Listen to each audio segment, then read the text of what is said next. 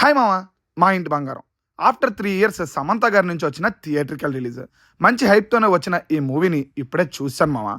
చూసాక నాకెలా అనిపించింది అంటే నచ్చలేదు మామ. అస్సలు నచ్చలేదా అంటే అస్సలు వర్కౌట్ అవ్వలేదనే చెప్తాను. ఏమైంది అంటే సినిమా నన్ను అసలు ఎంగేజ్ చేయలేదు మామ. ఫస్ట్ సీన్ నుంచే చాలా రెగ్యులర్‌గా నెక్స్ట్ ఏం జరుగుతుంది అన్నట్టే ఉంటది మామ. అలా అని నచ్చిన ఎలిమెంట్స్ లేవా అంటే ఉన్నాయి. బట్ అవి చాలా తక్కువే ఉంటాయి. ఉన్నంత వరకు ఫస్ట్ హాఫ్ అయితే బానే ఉంది. ఎంటర్‌టైన్ అయితే చేసింది నన్ను.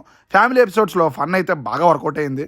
బట్ ఎప్పుడైతే హీరోయిన్ ఫ్లాష్ బ్యాక్ స్టార్ట్ అవుతుందో, అందులో heroine portion and villain portion మనకి పరిచయం చేస్తారో అక్కడి నుంచి ఇక ఆపేయండ్రా అని అనాలనిపించింది మామ.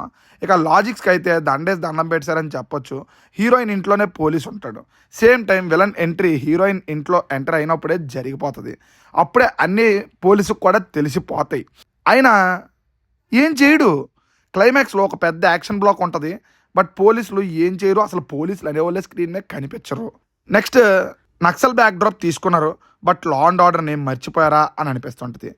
కృష్ణవంశీ గారు పైత్యం, కృష్ణవంశీ గారు అసిస్టెంట్ కాబట్టి నందిని రెడ్డి గారు కొన్ని సీన్స్లో కృష్ణవంశీ గారు అయితే కనిపించారు నాకు. బట్ అది పక్కన పెడితే సమంత గారి యాక్షన్ బ్లాక్స్ బాగుంటాయి. బట్ అవి జరుగుతున్నప్పుడు ఇన్ని క్వశ్చన్స్ నా మైండ్లో రన్ అవుతుంటే ఇంకా ఆ బ్లాక్స్ ఎలా వర్కౌట్ అవుతాయి నాకైనా ఎవరికైనా. ఇక సెకండ్ హాఫ్లో విలన్ క్యారెక్టర్కి ఒక రేంజ్ హైప్ ఇస్తారు. బట్ ఆ క్లైమాక్స్లో ఆ క్యారెక్టర్ని ఎండ్ చేసిన విధానం నాకైతే అస్సలు వర్కౌట్ అవ్వలేదు మామ. విలన్ పర్ఫార్మెన్స్ భలే అనిపిస్తుంది. భలే ఇంట్రెస్టింగ్ ఉంది కదా ఈ క్యారెక్టర్ అని అనిపిస్తుంది. బట్ ఆ క్యారెక్టర్ చుట్టూ రాసుకున్న సీన్స్, అతనితో చెప్పించిన డైలాగ్స్ ఏవైతే ఉన్నాయో అవైతే నాకు పెద్దగా వర్కౌట్ అవ్వలేదు మామ. ఇక శ్రీముఖి గారు సమంత గారి మధ్య వచ్చే సీన్స్ ఉంటాయి, అవి భలే అనిపిస్తాయి. ఉన్నంతలో సినిమాకి ప్లస్ పాయింట్ ఏదైనా ఉందంటే అదే అని చెప్పొచ్చు. ఇక సమంత గారు కూడా ఈ సినిమా కోసం చాలా కష్టపడ్డారు అన్నట్టు కనిపిస్తుంది మామ మనకి. బట్ ఆవిడ క్యారెక్టర్కి ఆవిడ డబ్బింగ్ సెట్ అవ్వలేదని మాత్రం చెప్తాను. భాష రేంజ్ క్యారెక్టర్కి చిన్నపిల్ల డబ్బింగ్ చెప్పినట్టు అనిపించింది నాకైతే. మెయిన్గా సినిమాలో ఏ ఎమోషనో నాకైతే వర్కౌట్ అవ్వలేదు మామ. ఇక ప్లస్లో మైనస్లో తెలుసుకునే ముందు పాయింట్లోకి వెళ్తే సువర్ణ అనిని పెళ్లి చేసుకొని తన అత్తగారింటికి వస్తుంది. అక్కడ అందరూ పద్ధతిగా ఉంటారు, కానీ సువర్ణకి గతం వేరేగా ఉంటుంది.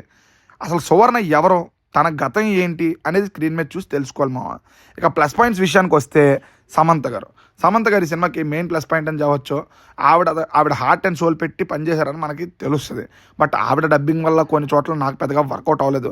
నెక్స్ట్ శ్రీముఖి గారికి సమంత గారికి మధ్య వచ్చే సీన్స్ ఏవైతే ఉన్నాయో అవి మాత్రం పక్కగా నాకైతే వర్కౌట్ అయ్యాయి. మిగతా వాళ్ళ సంగతి నాకు తెలీదు. బట్ ఉన్నంత వరకు ఫస్ట్ హాఫ్కి అదే పెద్ద ప్లస్ అని చెప్తాను. ఆర్ఆర్ బాగుంది. బట్ అక్కడ కొన్ని సీన్స్ ఉంటాయి, ఏం లేకపోయినా ఆ సీన్లో దడ వాయించేస్తున్నాడేమో అని అయితే అనిపించింది మామ. సెకండ్ హాఫ్లో ఒక సాంగ్ వస్తుంది, మనందరికీ తెలిసింది. ఆ సాంగ్ పిక్చరైజేషన్ అయితే బాగుంది, విజువల్స్ బాగున్నాయి. నందిని రెడ్డి గారి నుంచి అయితే నేను బెటర్ అవుట్ అయితే ఎక్స్పెక్ట్ చేశాను మామ. నెక్స్ట్ మైనస్ల గురించి చెప్పాలి అంటే చాలా పెద్ద లిస్టే ఉంటుంది. ఆల్మోస్ట్ మైనస్లన్నీ నేను ఫస్ట్లో చెప్పినప్పుడే కవర్ చేసేసాను, పైన చెప్పేసానని నా ఫీలింగ్. మెయిన్గా అయితే స్టోరీ అండ్ స్క్రీన్ ప్లే నాకైతే వర్కౌట్ అవ్వలేదు. సెకండ్ హాఫ్ అయితే బిగ్గెస్ట్ డ్రాబ్యాక్ అని చెప్తాను మామ. పేషెన్స్కి పరీక్ష. నెక్స్ట్ యాక్షన్ బ్లాక్స్ బాగుంటాయి, బట్ అందులో ఎమోషన్ అంటూ ఉండదు మామ. లాజిక్స్ అయితే మర్చిపోవడమే బెటర్ అని నేను అంటాను. ఎడిట్లో 15 మినిట్స్ని హ్యాపీగా ట్రిమ్ చేసేసుకొని చెప్తాను మామ. మెయిన్ సమంత గారికి పేరుగా ఒక అతను చేశాడు. అతను డబ్బింగ్ ఏదో హిందీలో ఏదో డైలాగ్ చెప్తుంటాడు, తెలుగులో అది డబ్బింగ్ చేసినట్టు ఉంటుంది. ఆయన పర్ఫార్మెన్స్ కూడా నాకు పెద్దగా వర్కౌట్ అవ్వలేదు. ఆయన కాకుండా వేరే వాళ్ళని ఎవరైనా పెట్టుంటే బాగుంది అనిపించింది. ఇక ఓవరాల్గా సినిమా పరిస్థితి ఏంటి, సినిమా మీద నా ఒపీనియన్ ఏంటి అంటే నాకైతే వర్కౌట్ అవ్వలేదు మామ. నా రెఫరెన్స్ లిస్ట్లో ఈ మూవీ ఉంటుందా అంటే తప్పకుండా ఉండదని చెప్తాను. ఫ్యామిలీతో చూసే విధంగానే సినిమాని తీశారు. ఇక చూడకపోవడం అనేది మీ ఇష్టం. సమంత గారంటే ఇష్టం ఉంటే మాత్రం ఒకసారి ట్రై చేస్తానంటే చేయండి, లేదంటే ఇక మీ ఇష్టం.